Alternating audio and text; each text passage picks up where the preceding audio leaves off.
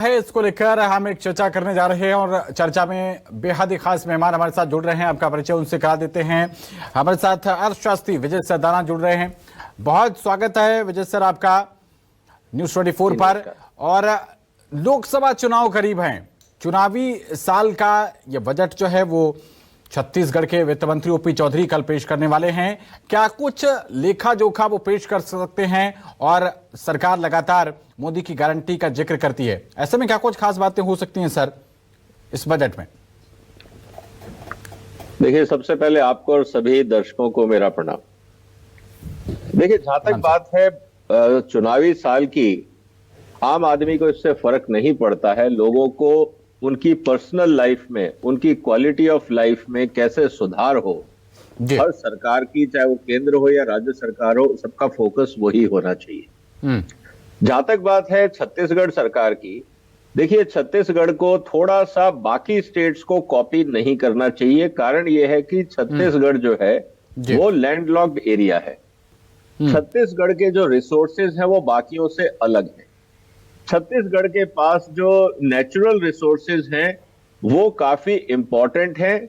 Unfortunately जो मेरा experience रहा है छत्तीसगढ़ की, जब भी मैंने विजिट करी है, वहां पे वैल्यू एडिशन पे फोकस नहीं है। इस समय जो सबसे बड़ी चिंता की बात है वो है एम्प्लॉयमेंट को लेके। और एम्प्लॉयमेंट के लिए छत्तीसगढ़ को यह कहा जाता है कि Chhattisgarh is a backward state, क्योंकि वहां पे मिनरल्स हैं। मिनरल्स के कारण सरकार को काफी रिसोर्स मिल जाते हैं, लेकिन छत्तीसगढ़ का अपना कोई ऐसा प्रोडक्ट नहीं है जिसको आप हिंदुस्तान में या दुनिया में बता सके जी। तो मेरे हिसाब से इस समय जो नई सरकार आई है, अभी 5 साल है इनके पास देश राज्य की सेवा करने के लिए, सबसे पहले तो इनको फोकस करना चाहिए। इनके पास जो सबसे इंपॉर्टेंट रिसोर्स है वो है फॉरेस्ट जी। फॉरेस्ट बेस्ड इकोनॉमी को ढंग से समझ के सेंसिबल पॉलिसी बनानी चाहिए। जिस तरह हमने फॉरेस्ट कानून बनाए हैं जी, इससे फॉरेस्ट इकोनॉमी को सप्रेस कर दिया है। फॉरेस्ट का ट्रू पोटेंशियल यूज नहीं हुआ है। इससे ना तो वनों को फायदा हो रहा है जी, ना वहां की आबादी को फायदा हो रहा है। तो पहला काम होना चाहिए कि फॉरेस्ट मैनेजमेंट और फॉरेस्ट को एज ए इकोनॉमिक एक्टिविटी कैसे बिल्ड किया जाए। दूसरा जो छत्तीसगढ़ में सबसे इंपॉर्टेंट चीज है वो है स्किल डेवलपमेंट की जी, क्योंकि वहां पे एग्रीकल्चर है, वहां पे माइंस एंड मिनरल्स हैं, वहां पे और छोटे मोटे उद्योग हैं जी, लेकिन उनकी क्वालिटी ऑल इंडिया लेवल पे कॉम्पीट नहीं करती है। इसके लिए स्टेट गवर्नमेंट को वहां पे ट्रेनिंग सेंटर्स बनाने चाहिए। जो वहां की यूनिवर्सिटीज में टीचिंग होती है उसकी गुणवत्ता पे, उसकी क्वालिटी कंट्रोल पे ध्यान रखना चाहिए। सिर्फ ट्रेनिंग दे दिया, स्किल डेवलपमेंट का प्रोग्राम रन कर दिया, इतने लोगों को सर्टिफिकेट दे दिए, ये खानापुरी से काम नहीं चलेगा। जो ज्यादातर राज्य सरकारें खानापुरी में विश्वास करती हैं, ये अपने आप से और समाज से धोखाधड़ी है। ये नहीं होना चाहिए जी। इससे मेरा कहना का ये है कि आपके पास जो वहां मिनरल्स हैं, आपके पास जो एग्रीकल्चर है, आपके पास वहां पे जो फॉरेस्ट्री है जी, इससे कैसे आप एम्प्लॉयमेंट जनरेट करें और वो प्रोडक्ट बनाएं जो बाकी स्टेट्स के पास नहीं है। क्योंकि आपको कंपटीशन का जमाना समझना पड़ेगा। आप सब स्टैंडर्ड प्रोडक्ट बना के कहें कि हमारे यहाँ एम्प्लॉयमेंट जनरेट हो जाए। अभी मैं बहुत सारे व्यापारी वर्ग के लोगों से पूछ रहा था, लोन दे दो। भाई, लोन देने से व्यापार नहीं चलता है। क्वालिटी कंट्रोल पे ध्यान दीजिए, गुणवत्ता पे ध्यान दीजिए, इनोवेशन पे ध्यान दीजिए, तो व्यापार चलता है। बिल्कुल तो सर, आपने बिल्कुल सही कहा, क्योंकि वन उपज को लेकर भी सरकार काफी ज्यादा संवेदनशील है और वन उपज का बहुत ज्यादा वहां की जो स्टेट की जीडीपी है उसमें बहुत ज्यादा योगदान है। अब जो मैं लगातार कह रहा था आपसे, क्योंकि चुनावी वर्ष है और बीजेपी जो कि पार्टी इन पावर है वो अंत्योदय की बात करती है, वेलफेयर स्कीम्स पर भी अब ध्यान देना उन्होंने शुरू कर दिया है। लिहाजा कल जो बजट पेश होने वाला है, क्या आपको लगता है कि इसमें वेलफेयर वाला जो कंटेंट है वो ज्यादा हो सकता है? देखिए, जहां तक बात है वेलफेयर की, वो तो हर स्टेट का काम है। और जहां तक इतनी स्कीमें हैं, आप अगर आज उसको डिजिटाइजेशन के माध्यम से जन जन तक पहुंचाते हैं तो मुझे लगता है वो सारा काम होता है। बात बहुत सीधी सी है जी। हमारे समाज में ये कहा जाता है कि भाई 2 ही ऑप्शन है आपके पास, या तो आप मछली बांटते रहो या मछली पकड़ना सिखा दो जी। तो ज्यादातर सरकारें वेलफेयर स्कीम के नाम पे जो काम करती हैं उससे समाज में क्षमता विकसित नहीं होती है। ये आपको फर्क समझना पड़ेगा जी।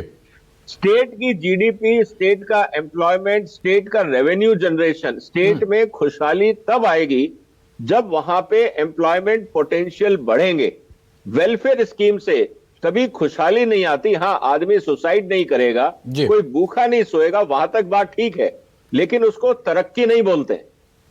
तरक्की जब बोली जाती है जब आदमी अपने दम पे कमाता है और उसकी आमदनी उसकी क्षमता के हिसाब से बढ़ती जाती है, उसको तरक्की बोला जाता है। वेलफेयर स्कीम को डेवलपमेंट नहीं बोला जाता, वो सबसिस्टेंस होता है, वो मजबूरी में दिया जाता है। और अगर आपके यहाँ पे जितनी ज्यादा वेलफेयर स्कीम है, इसका मतलब ये है कि वहां की राज्य सरकारों ने अपने समाज को सक्षम नहीं बनाया है। इसीलिए आपको हर कदम पे उनको खाना देना पड़ रहा है, उनको बेसिक सुविधाएं देनी पड़ रही हैं। ये दुर्भाग्य की बात होती है, ये अच्छी बात नहीं है। बिल्कुल, वापस लौटेंगे आपके पास। लोगों को सक्षम बनाइए। जी बिल्कुल, वापस लौटेंगे आपके साथ। और इसी बीच हमारे साथ अर्थशास्त्री डॉक्टर रविंद्र ब्रह्मे जुड़ रहे हैं। सर, आपका भी बहुत स्वागत है न्यूज 24 पर।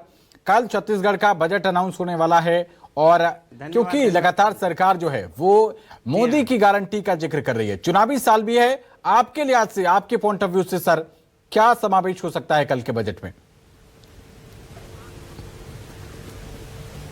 देखिए, एक तो मेरी अपेक्षा ये है जी कि जब हम पूरे देश में, जैसे अभी देखें 1 तारीख को जो केंद्रीय बजट आया है ना, तो इसमें हमने एक विकसित भारत की कल्पना की है जी। और इस विकसित भारत की कल्पना में अब छत्तीसगढ़ का भी योगदान होगा। बिल्कुल।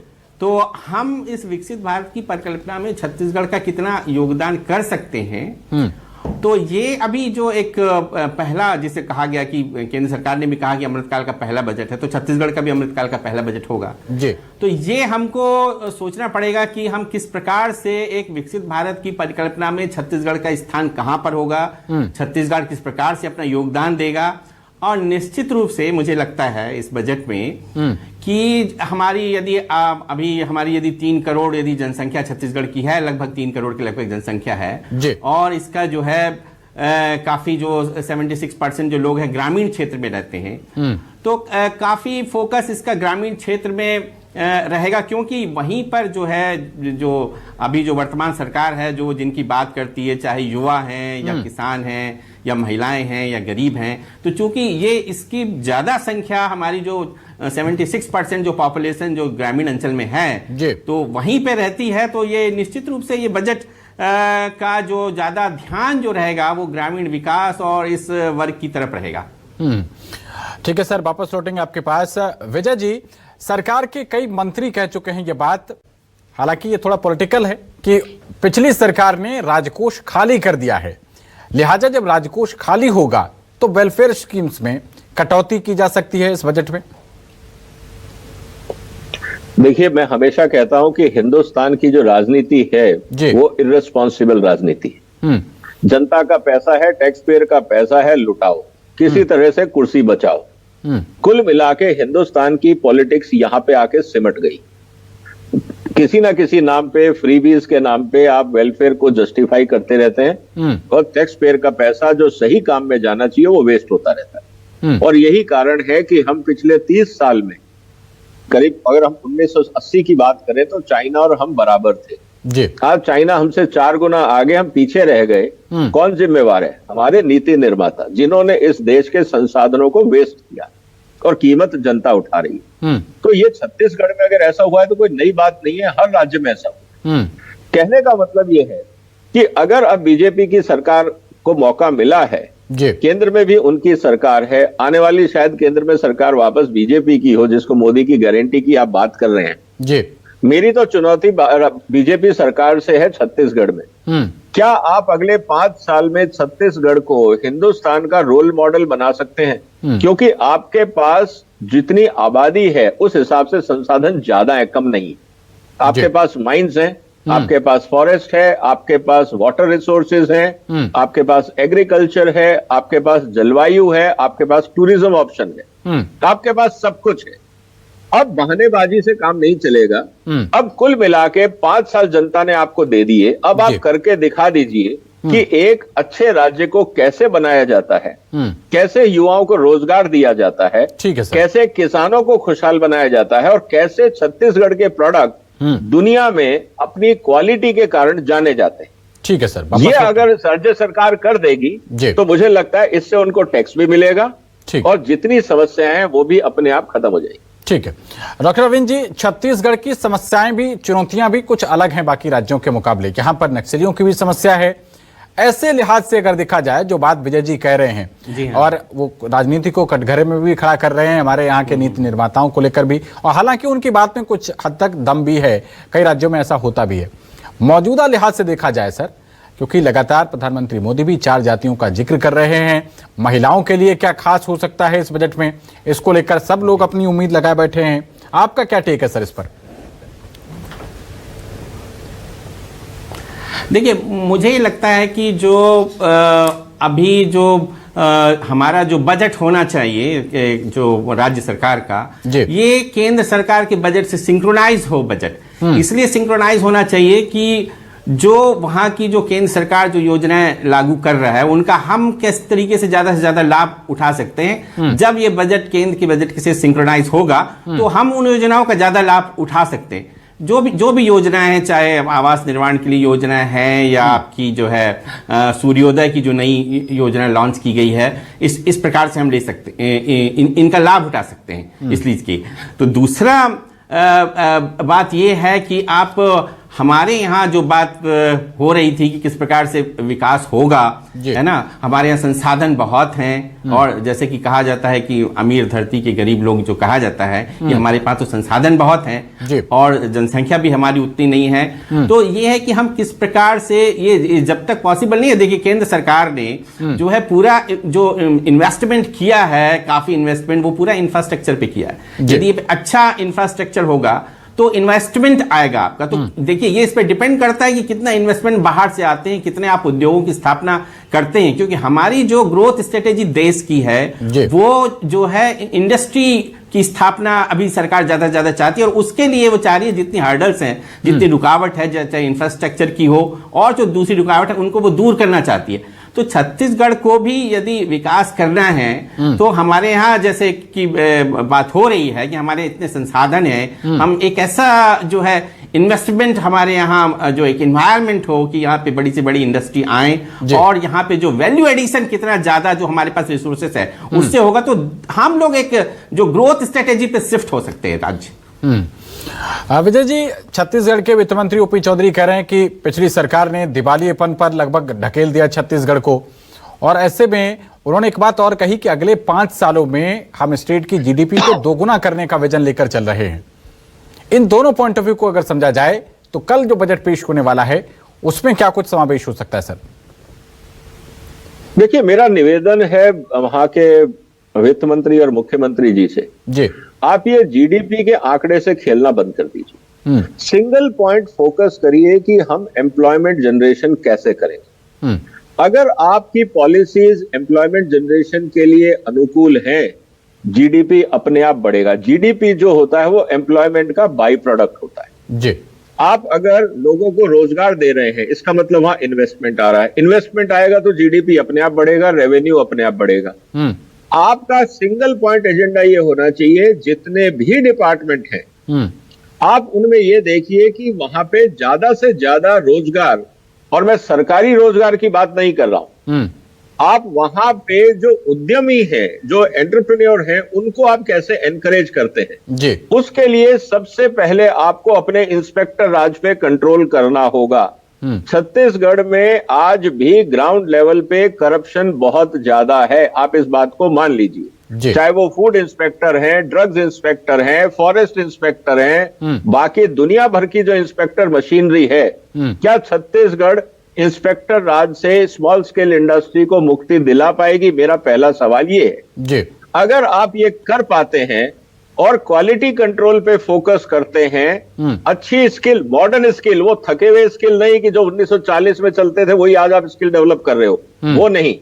आज की दुनिया के लिए जो स्किल चाहिए वो जी। आप अगर ये 3 काम करते हैं तो आपके यहाँ इन्वेस्टमेंट आएगा, आपका जीडीपी अपने आप बढ़ेगा क्योंकि लोग वहां आएंगे, उद्योग लगाएंगे, वहां के युवाओं को काम मिलेगा तो वो आपको पर्सनल टैक्स भी देंगे, जीएसटी भी देंगे जी। कुल मिला के फोकस ये होना चाहिए कि अगर आपकी नीति से एम्प्लॉयमेंट जनरेशन होता है, एंटरप्रेन्योरशिप जनरेट होता है, तो आपको ये बोलने की जरूरत नहीं है कि हम जीडीपी को डबल कर देंगे। जीडीपी 4 गुना भी हो जाएगी, डबल करना कोई बहुत मुश्किल नहीं है।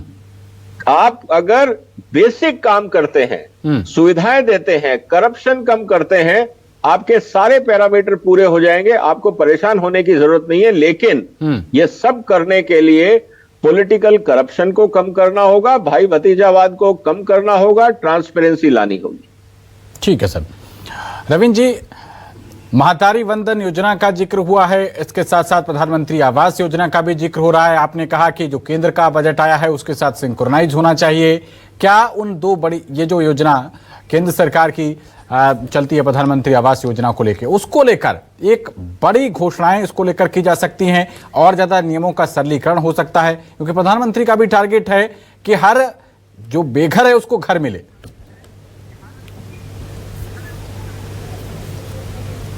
हाँ जी हाँ, जो इस प्रकार की अब जो योजनाएं आ रही हैं, जिसको हम देखिए, बजट का एक टारगेट ये भी होता है जी कि जो आपकी राज्य की जो आय है उसका आप जो वंचित तबके में है उसमें वितरण कैसे करेंगे, क्योंकि जो कैपिटलिस्ट इकोनॉमी है, जो ग्रोथ का जो आजकल जो रास्ता है, इसमें आप देखिए ये इनबिल्ट सा है कुछ की इसमें असमानताएं बढ़ती हैं। You can take example of any country, कहीं का भी एग्जांपल लेंगे तो ये स्ट्रक्चर ऐसा है कि असमानता बढ़ती है। तो इसमें राज्य का ये एक महत्वपूर्ण दायित्व हो जाता है, उनका कर्तव्य भी हो जाता है कि जो इनकम जनरेट हो रही है उसके लिए ये एक बड़ा सशक्त माध्यम होता है। बजट ही आपके पास एक ऐसी चीज है कि उसका आप एक रीडिस्ट्रीब्यूट कर सकते हैं इनकम को, और इस प्रकार की वेलफेयर स्कीम जो है, मैं कहूंगा कि जरूर जो वेलफेयर स्कीम में जो लीकेजेस था वो कम हुआ है। हमारे यहाँ जो डिजिटल रेवोल्यूशन हुई है उसमें जो हम डायरेक्ट बेनिफिट ट्रांसफर कर रहे हैं अकाउंट में, उससे लीकेज कम हुआ है।